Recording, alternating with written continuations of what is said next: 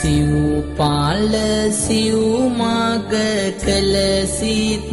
පුබුදු අටලෝ දහමෙන් මනුවාග පැහැදු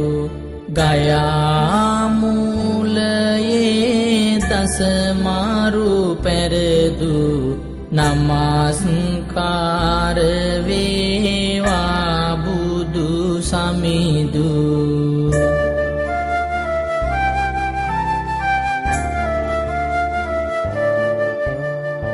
භවයේ වියවුලටම කළ